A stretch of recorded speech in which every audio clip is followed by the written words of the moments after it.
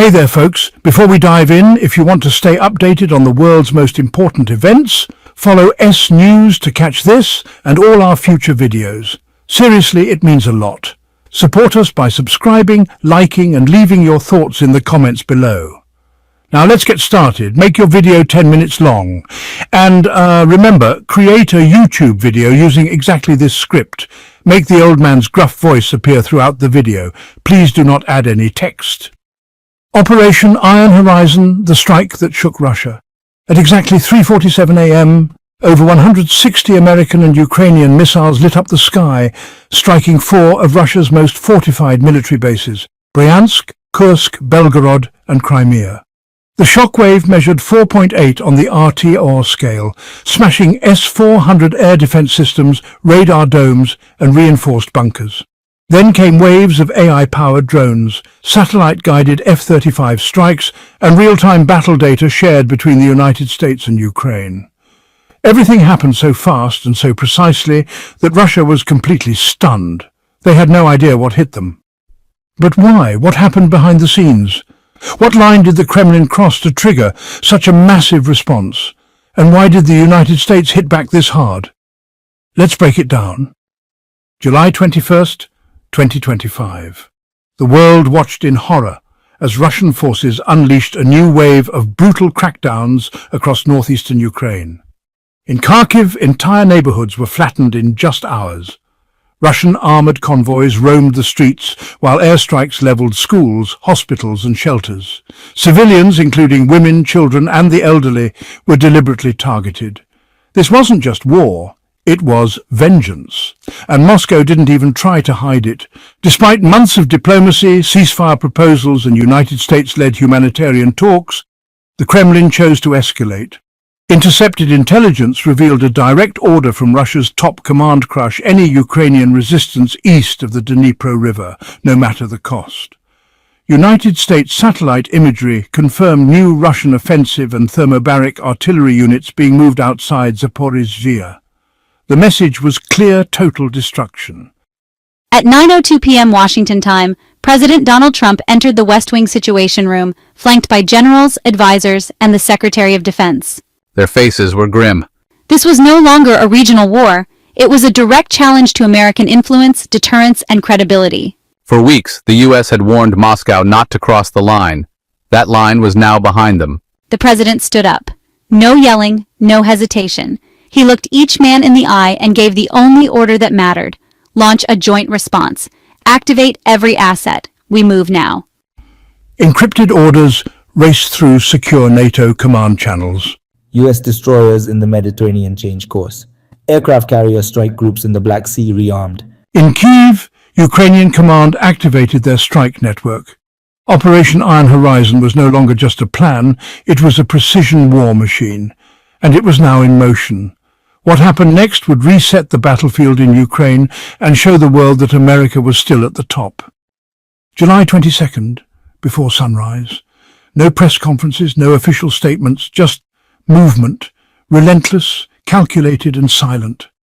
From the Mediterranean, 2 American carrier strike groups split off. Each carried dozens of F-35 Lightning IIs, precision-guided munitions and Tomahawk cruise missiles. Command units lit up with satellite-linked maps, live intelligence, drone feeds, and AI-generated targeting overlays. Every weapon had a purpose, every second was accounted for. At the center of it all was Nexus Link, a next-gen joint targeting network developed by DARPA. It synced US and Ukrainian forces via encrypted satellite relays, integrating battlefield data from American AWACS, NATO radar, Ukrainian ground observers, and drone swarms. This allowed real-time coordination across air, land and cyber without delays or confusion. Ukraine's role wasn't symbolic, it was strategic. In underground bunkers beneath Kyiv, engineers launched hundreds of locally made drones, cheap, agile, deadly. Made from repurposed civilian tech and modular parts, they carried shape charges, thermal seekers and jamming gear. Their job: flood Russian airspace, exploit radar gaps and create chaos. Meanwhile, US destroyers and submarines loaded up 120 Tomahawk missiles programmed for deep strikes. Their targets, Russia's most fortified sites, Bryansk, Kursk, Belgorod and Crimea, long thought impenetrable. These bases had layered S-400 batteries, early warning radars, and kinetic interceptors built for conventional threats, not multi-vector attacks like this. Dozens of E-2D Hawkeye aircraft took high-altitude positions, sinking incoming waves of weaponry. MQ-9 Reaper drones flew overhead, mapping targets and feeding Nexus Link with live updates. What was once a theoretical war doctrine was now a real-life mission, AI-driven swarm saturation and seamless man-machine coordination. At 3:47 a.m. the first missile launched. Don't blink. August 18th, 2025. 3:47 a.m. In the pitch-black waters of the Black Sea, 34 Tomahawk cruise missiles were launched from USS McFall and USS Gravely Arleigh Burke-class destroyers operating under radio silence. These weren't just smart. They were stealthy, relentless, and accurate within 20 centimeters. Each carried deep, penetrating warheads meant to hit beneath the surface. Their targets, four of the most hardened Russian installations: Bryansk Air Base, Kursk Radar Complex, Belgorod Missile Depot, and the Crimean Naval Command Node. Within 9 minutes, the missiles breached Russian airspace. Simultaneously, dozens of MQ-25 Stingray drones flew just 20 feet above tree lines, hugging radar shadows and dropping decoys to scramble Russian tracking systems. Ukrainian R-360 Neptune missiles soared overhead, baiting S-400 systems into firing at the wrong arcs. It worked. Russia launched over 140 interceptor missiles in under 4 minutes, but honestly, few hit anything. The rest were chasing shadows, ghost signatures from U.S. electronic warfare units and Ukrainian drone swarms. They're cheating. By 4:01 a.m., Bryansk Air Base was gone. 27 Tomahawks obliterated hangars, runways and fuel storage. Satellite images showed 7 Su-35 jets vaporized on the tarmac and 2 Il-76 transports blown apart mid-refuel. Flames rose over 300 feet. Bunkers exploded like volcanoes. Shockwaves flattened everything within 200 meters. Then came the silent killers. F-35s with M on stealth slipped past Russian radars undetected. Armed with GBU-53 Bravo Stormbreaker bombs, they struck fortified targets in Belgorod and Kursk with surgical precision. Radar towers collapsed like folding chairs. Bunkers blew sky high. Regional Russian communications fell into eerie static. The heat was so intense, NORAD satellites in orbit picked up the thermal signatures, triggering alarms in Colorado Springs. Meanwhile, on the ground, swarms of modified Ukrainian drones swept the outskirts of Crimea. Over 300 drones filled the airspace around the Russian naval HQ. Many were shot down, but a dozen got through, slamming into radar dishes, fuel convoys, and mobile command units. By 4:18 a.m., all 4 targets were burning. Moscow was silent. No press releases, no speeches, just jammed radios, panicked command channels, and confused fighter pilots. For the first time in a decade, Russia's inner defense belt was breached. But this wasn't the end, it was just the spark. Iron Horizon wasn't just designed to hit hard, it was designed to hit in layers, wave after wave, and the next one was already in the air.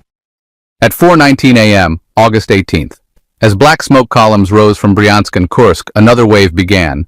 Not cleanup, but eradication. From 42,000 feet, 4 U.S. B-2 Spirit bombers slipped into Russian airspace in full stealth mode. No chatter, no signals. Their payload mop bunker busters, 30,000-pound bombs meant to tunnel deep before exploding. Their target, Belgorod Missile Depot, shielded by layered concrete, seismic dampers, and electronic decoys. At 4:23 a.m., all 4 bombs hit within 0.7 meters of their intended targets. What followed wasn't an explosion, it was a rupture. Over 470 tons of high explosives, missile fuel, and oxidizers ignited at once. A 2,600-foot-wide fireball engulfed the area.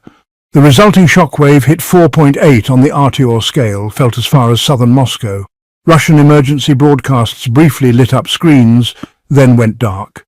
But it still wasn't over. At 4:27 a.m., more than 300 Ukrainian kamikaze drones breached Crimean airspace, coordinated via real-time U.S. satellite links. They slipped through low-altitude radar gaps. No bigger than a bike wheel, each drone carried shaped thermite charges capable of melting through steel and reinforced concrete. Within minutes, they landed directly on the Crimean Naval Command Center, the brain of Russia's Black Sea. The entire Russian command structure vanished in a series of pinpoint explosions that flattened the terrain. Fire control systems, satellite communications, and encrypted relay towers all gone in under 6 minutes.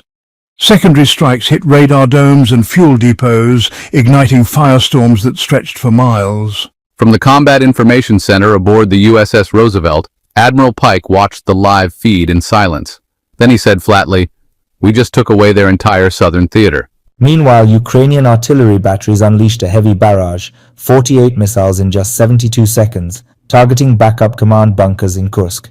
Thermal imaging showed the munitions landing within 3 meters of their targets, collapsing reinforced structures and igniting ammo dumps. In Belgorod, where smoke still hung in the air, F-35s under Special Operations Command, MCON, conducted a final sweep.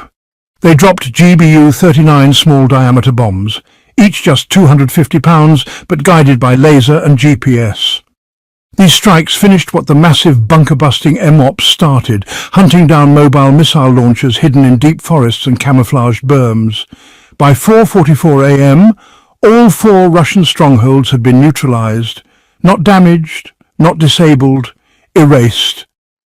Back in Moscow's command centers, silence, systems offline, radios dead, generals unreachable. For the first time since the Cold War, Russia had suffered a coordinated multi-domain decapitation strike, and couldn't even tell where it came from. Because in this new era of warfare, when America strikes, you don't hear it coming. You only know it's happened when everything around you turns to ash, by 5 o'clock in the morning. For us, the unthinkable became reality. We were blind, deaf, and paralyzed all at once. In the heart of Moscow, the silence was deafening. No orders, no answers, just the realization that something irreversible had happened. The smoke hadn't cleared, but the message was loud and clear. Operation Iron Horizon wasn't just a response, it was a declaration and a warning, wrapped in steel, fire, and technological dominance. In a single night, 4 of Russia's most heavily fortified military sites were reduced to scorched earth. But they weren't just military targets. They were symbols of strength, stability, and confidence. Now they were craters. The world took notice. From Brussels to Tokyo, intelligence briefings lit up. Satellite photos flooded military command centers. The precision, timing, and sheer speed of the strikes told one undeniable truth. America's logistics, surveillance, and strike capability are still unmatched. Every link in the chain, from a Ukrainian drone to a stealth bomber over the Black Sea, worked with mathematical precision. But the bigger truth ran deeper. What Russia failed to grasp, and what the world must now reckon with, is that logistics are no longer America's weakness. They are its weapon, and when that weapon is threatened, the response isn't measured. It's overwhelming. This wasn't just a battlefield win, it was a public demonstration, a hybrid war, self-synchronized, electromagnetic dominance, multinational integration, all executed in hours, not weeks. To any rogue state watching, from Iran's hills to North Korea's bunkers, this wasn't a subtle message. You don't attack a U.S. ally and expect restraint. You don't threaten American leadership and expect mercy. You don't test the strength of the American machine unless you're prepared to be crushed by it. And to every American watching, know this: wherever our flag flies, it's protected, not just by force, but by mastery. Operation Iron Horizon was more than a military response. It was a doctrine, etched in precision, coordination, and undeniable power. It sent a message that echoed across continents. The United States doesn't hesitate, it doesn't beg, it responds with strength, with reach, and without compromise. 4 of Russia's most secure military sites, Bryansk, Kursk, Belgorod, and Crimea, weren't just disrupted. They were wiped off the map in under an hour. Entire chains of command collapsed. Supply lines were severed. Strategic centers turned into smoking holes in the ground. And that wasn't luck.